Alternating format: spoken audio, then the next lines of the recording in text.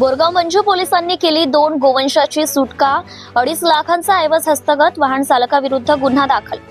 Police station हद्दीत एका मालवाहू टाटा गाडीतून अवैधरित्या कत्तल करण्याच्या उद्देशाने निर्दयतेने बांधून कोंबून 2 बैल गोवंशांची कत्तल करण्याच्या उद्देशाने निर्दयतेने बांधून कोंबून वाहतूक होत असताना कत्तल होण्याच्या पूर्वीच सामाजिक कार्यकर्ते यांच्या सतर्कतेने बोरगाव मंजू पोलिसांनी 2 बैलांची सुटका करून मुद्देमालासह एकाच पोलिसांनी बेड्या ठोकल्या आणि गुन्हा दाखल केलाय। ही कारवाई शनिवारी दुपारच्या सुमारास केली व 2.5 लाख रुपयांचा ऐवज हस्तगत केलाय। पोलीस सूत्रांनी दिलेल्या माहितीनुसार बोरगाव मंजू पोलीस ठाण्याच्या हद्दीत अकोलाकडून एका मालवाहू टाटा गाडीतून अवैधरित्या निर्दयतेने कोंबून बांधून कत्तल करण्याच्या उद्देशाने जात असताना अनेकवाडी नजीक पोलिसांनी घटनास्थळी पाळत ठेवून सदर वाहनाची नाकेबंदी करून सदर वाहनाची झडती घेतली असता वाहनात 2 बैल मिळून आले।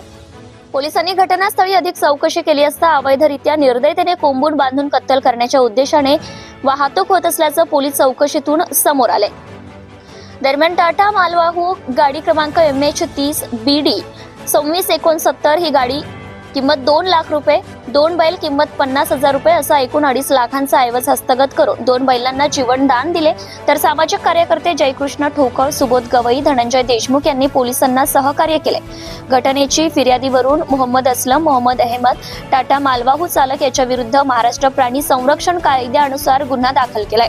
पुढील तपास पोलीस निरीक्षक अनिल गोपाळ यांच्या मार्गदर्शनाखाली police head constable Satish Hadole, Dattatray Kute यांच्यासह पोलीस करीत आहे। सत्यशोधक न्यूज चॅनल साठी मुख्य संपादक Santosh Gavai, Akola. Subscribe now and press the bell icon.